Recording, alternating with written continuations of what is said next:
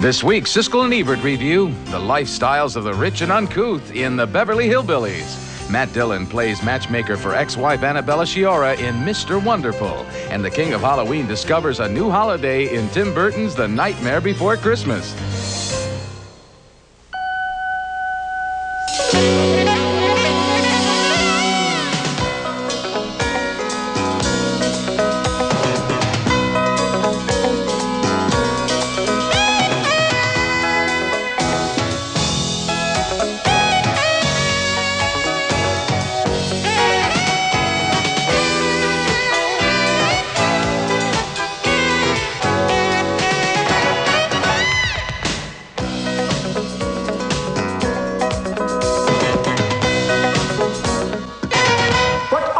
Desperados doing here?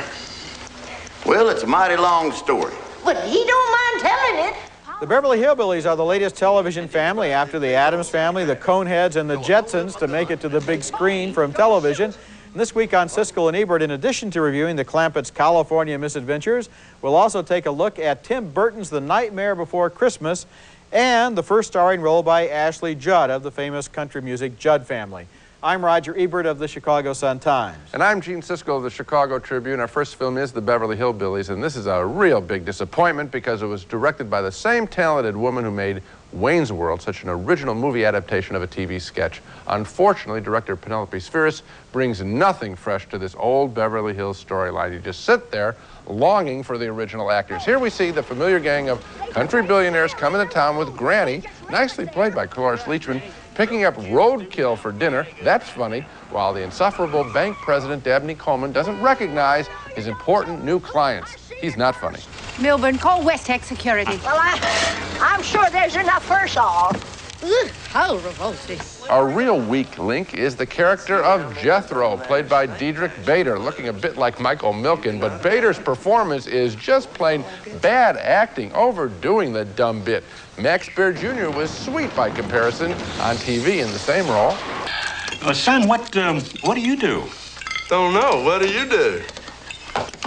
I'm just president of a bank. Why? Uncle Jed, can I be a president too? Jed Clampett, played by Jim Varney of Ernest fame, is wasted in the film along with Erica Eleniak as Ellie Mae. This scene could have been written so much funnier and smarter. Ever since your ma died, I done what I knew best and raised you up like a boy. Roughhousing, fishing, fighting. Yeah, that stuff's fun. Also dull is Lily Tomlin as Miss Hathaway from the bank. She doesn't get a single good scene, as here she tries to help marry off wealthy Jed.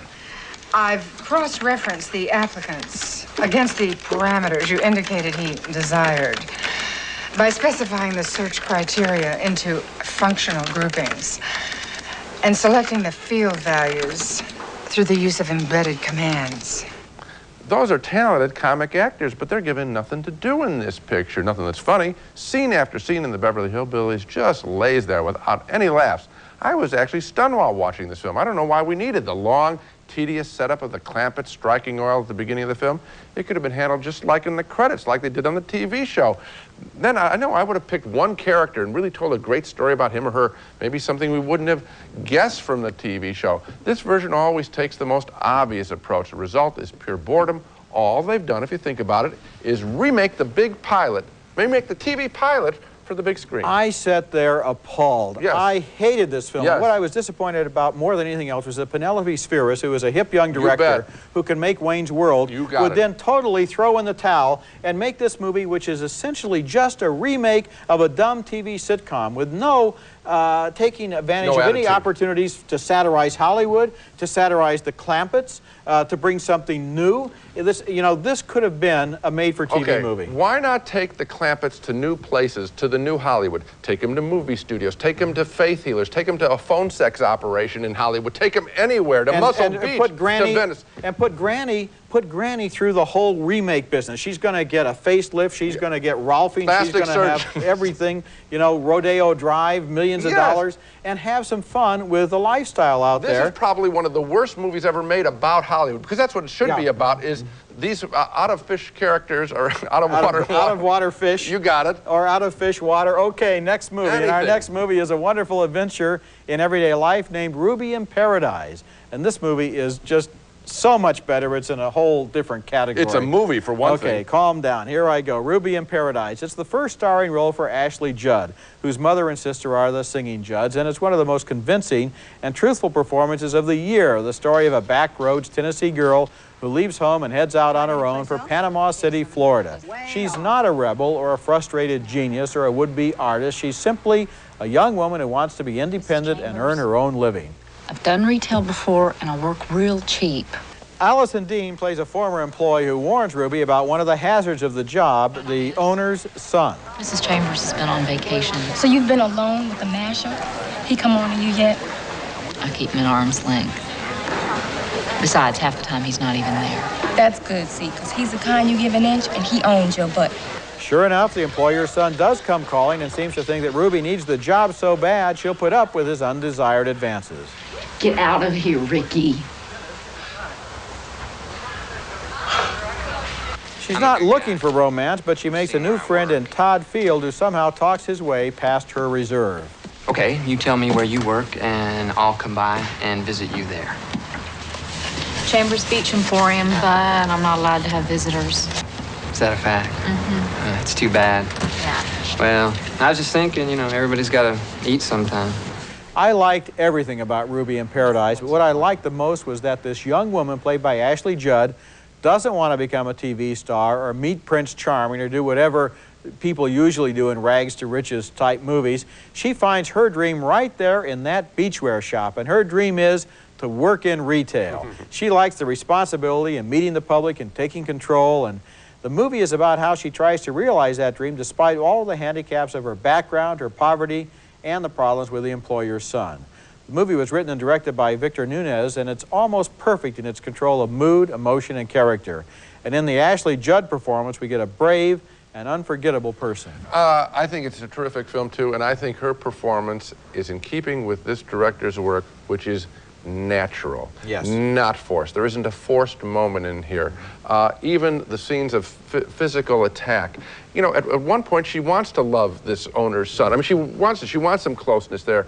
She comes with an open heart. She's a natural, low-key girl, and she wants what any rightful person would want. And her story, in this low-key way, takes on a real grandeur, but not because of big scenes or cutting with big moments or crisp, good-looking photography. It's all low-key. It's a beautiful, simple story. Don't you feel that Ashley Judd in this movie shows an acting ability? I mean, it's her first starring role. I think it's her first role. Yeah. That is truly remarkable. She's a real natural, and she hooked up with the right director. Yes, she did. Victor Nunez, a regional filmmaker before. Gal Youngin is one of his other films. If you're interested in, if you like this one, Gal Youngin is a good picture to rent. Okay.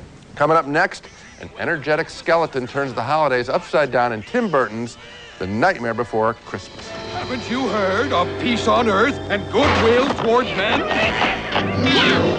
Consider this a vacation, Sandy. A reward. It's your turn to take it easy. But there must be some mistake. See that he's comfortable.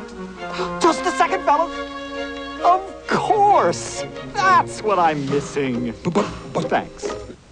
The Pumpkin King dreams of replacing Santa Claus in The Nightmare Before Christmas, an inventive stop-action animated film from the mind of Tim Burton, who specializes in giving us pain-tortured heroes like Edward Scissorhands and Batman himself. Here in a most original-looking world, Jack Skellington explains to his fellow revelers in Halloween Land his plan to orchestrate Christmas, too. We pick up an oversized sock and hang it like this on the wall. Oh, yes. Does it still have a foot? Let me see. Let me look. Is it rotted and covered with gunk? Let me explain. There's no foot inside, but there's candy. Or sometimes it's filled with small toys. Small toys? Do they bite? Do they snap? Or explode in the sack? Jack asks 3 of his best trick-or-treaters to kidnap Santa Claus so he can take over that holiday, but the kids swipe the wrong holiday emblem. That's not Sandy Claus. It isn't? Who is it?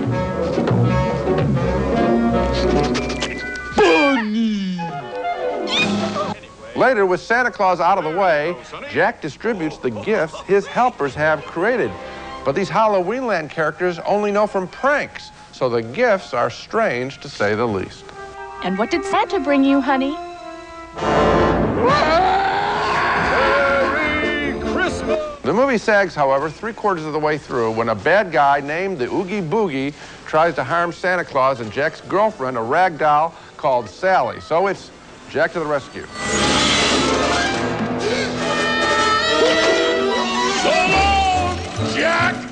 Tim Burton's The Nightmare Before Christmas looks unlike any movie I've ever seen, and so I applaud everyone associated with the look of this film. But the story is disappointing. It hints at a love story between Jack and Sally, but it doesn't really deliver that in any way. The Christmas material only works as bits about the bad gifts. I have the feeling a lot of kids are going to be asking at the end, what was this all about? You know, I'm not even sure that, and I like the movie, that a lot of kids should see it. I mean, I think it's more of a movie for adults and for teenagers and older kids.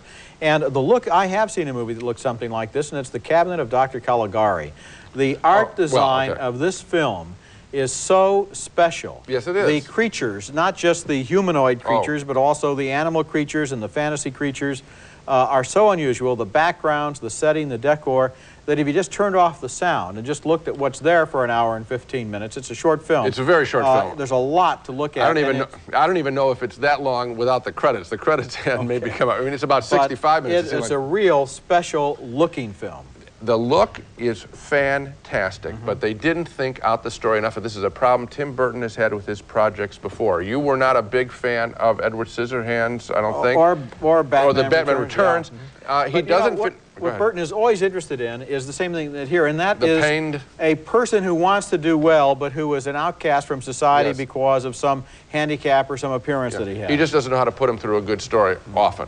When we come back, Fearless with Jeff Bridges as a man who survives a plane crash but finds himself strangely affected afterwards.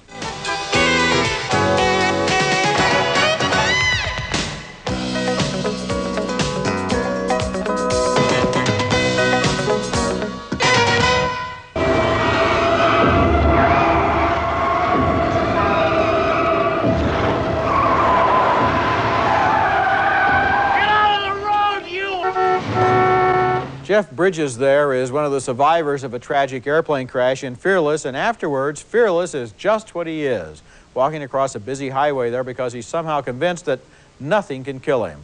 And the movie explores that state of mind, suggesting that in a sense, he's still in shock after the terrible experience, and in another sense, the crash has set him free from his fears and given him a second start in life.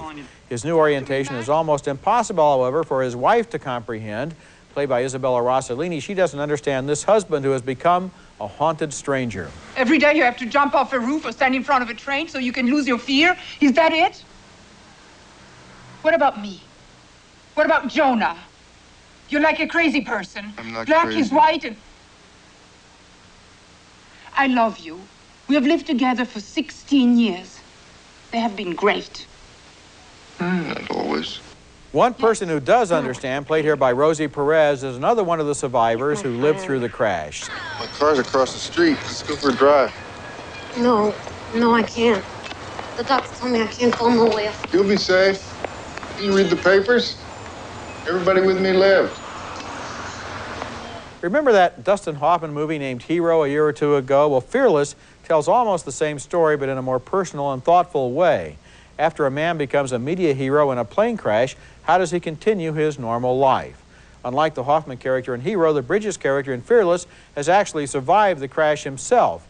He's confronted the possibility of his own death, and now in life he has to deal with that.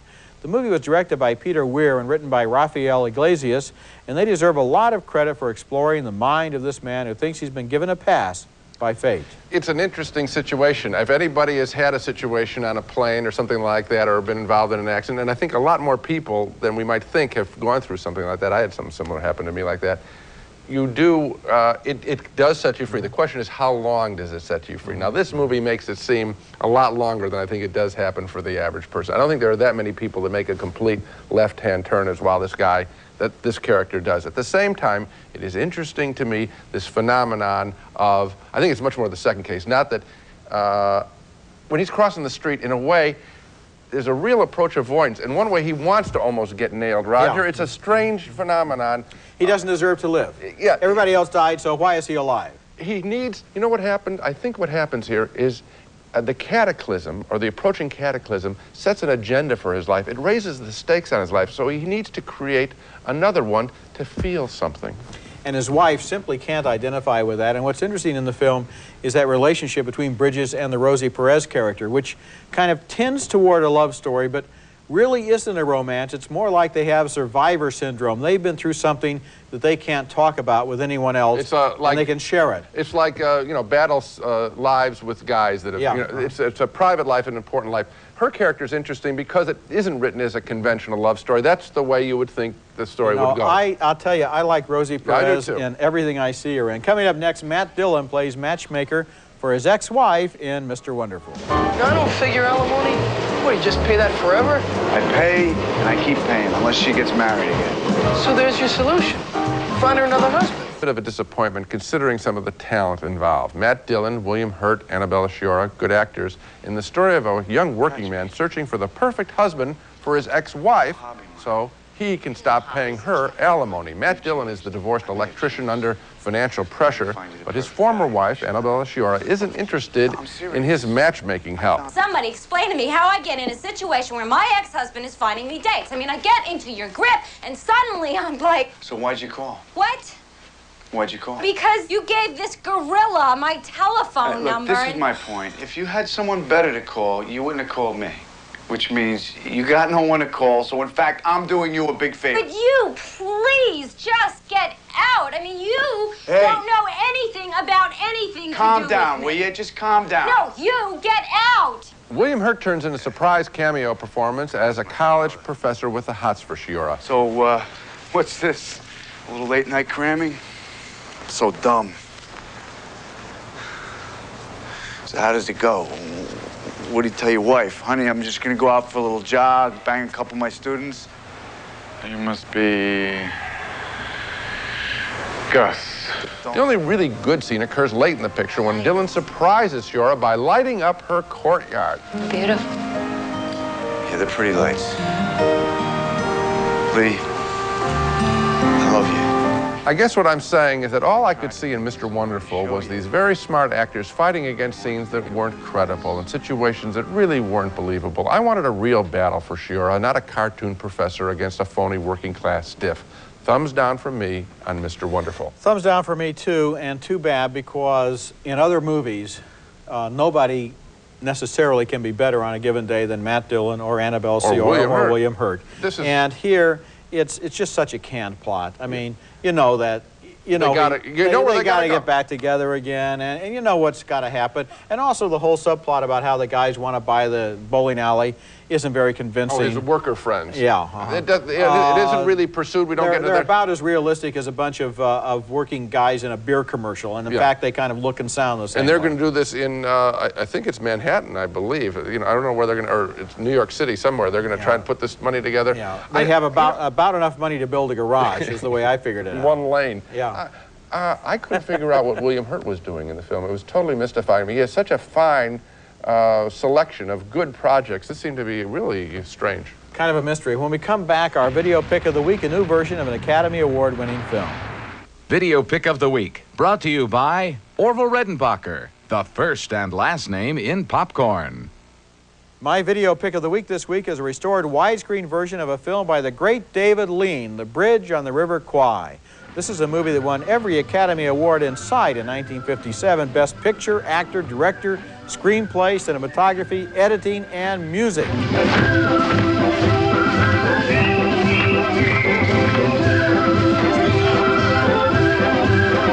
And it's still a great movie, as this new Columbia Classics video demonstrates. The film was set in a Japanese prisoner of war camp in Burma, where the prisoners are ordered to build a bridge. Sesshu Hayakawa got an Oscar nomination for his supporting performance as the camp commandant, and the movie starred Alec Guinness in one of his greatest roles as a British officer who has such pride that he wants to complete the bridge even though British commandos are trying to blow it up. What have I done?